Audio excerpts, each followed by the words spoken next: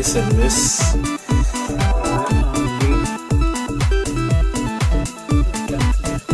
Circuit d'alimentation.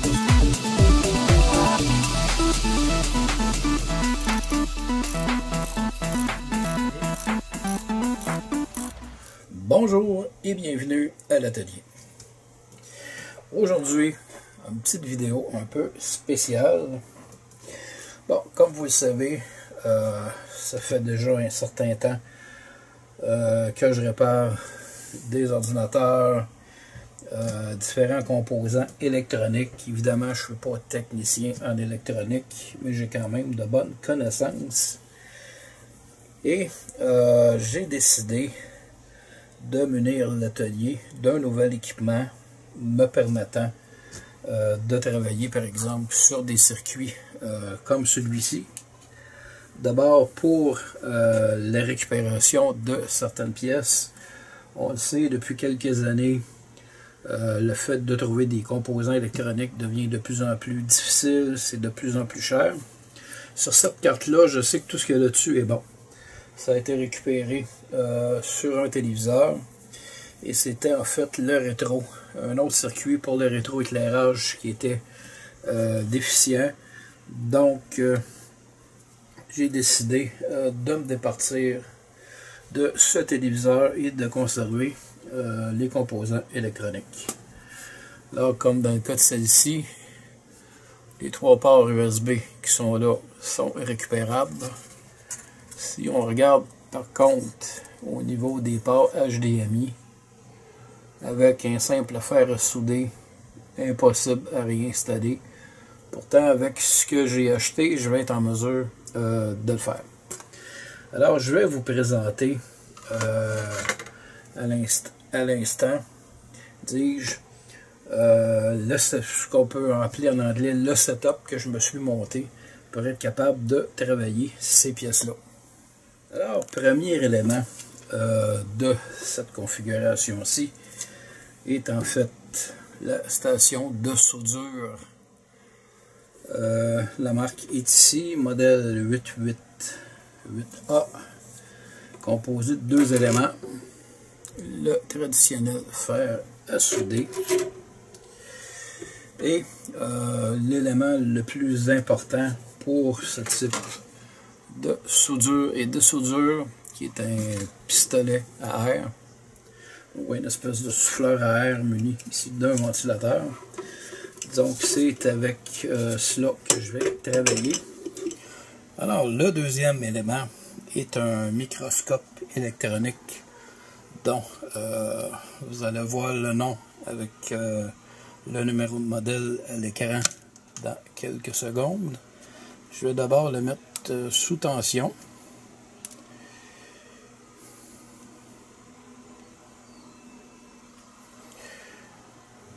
Le microscope, il y a une prise USB à l'arrière. Il est alimenté uniquement par prise USB. Et je vais rajouter tantôt un troisième élément parce que je vais le lier à un ordinateur portable. Et là, ça va devenir encore plus intéressant de travailler avec ceci. Donc, c'est vraiment, on va faire le focus,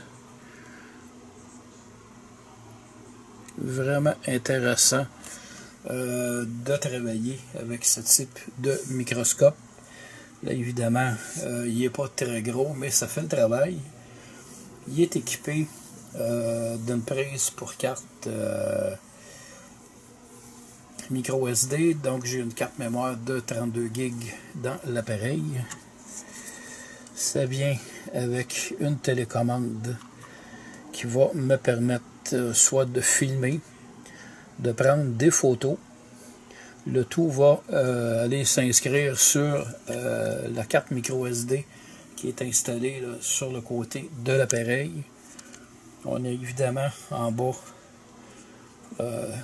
2 petits projecteurs de lumière. On peut contrôler le débit par un potentiomètre là, qui est à l'arrière. Maintenant, je vais sortir ma troisième pièce d'équipement, qui est l'ordinateur portable, et je vais vous montrer de quelle façon j'ai monté la configuration pour créer un ensemble très intéressant. Le troisième élément joint à ma configuration est un ordinateur portable de marque Toshiba. C'est un ordinateur que j'avais déjà réparé par le passé pour une cliente, et malheureusement une nouvelle pièce a décidé de lâcher, soit la carte Wi-Fi, et ma cliente a décidé de s'en procurer un autre compte tenu de l'âge de l'appareil.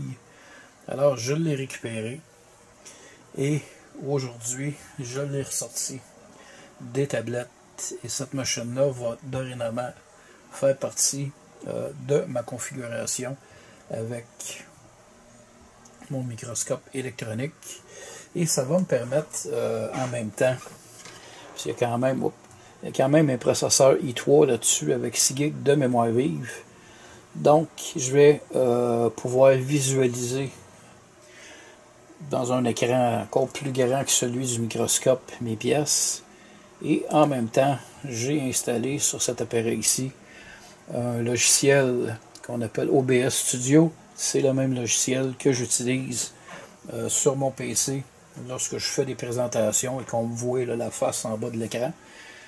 Alors je vais pouvoir enregistrer. Oups, un écran de trop, on n'a pas cliqué à la bonne place. Donc je vais me servir de ce logiciel-là pour, par exemple, filmer des pièces que je vais remplacer. Alors, sans plus attendre, on va procéder et retirer une pièce et la ressouder.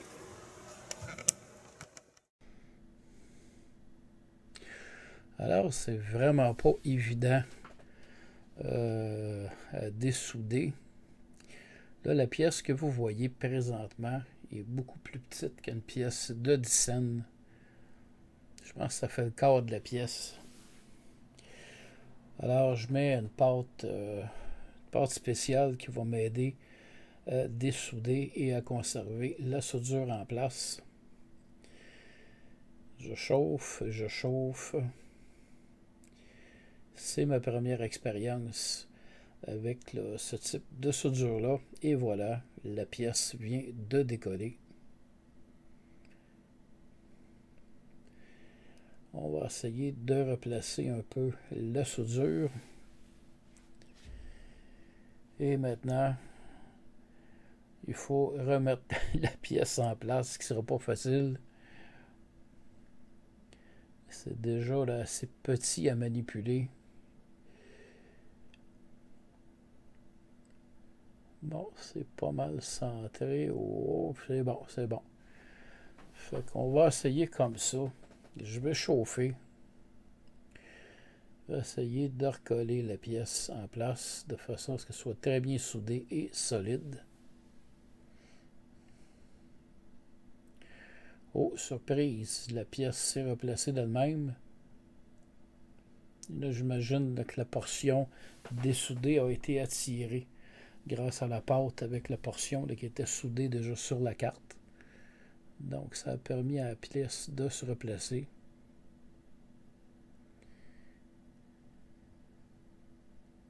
Et voilà.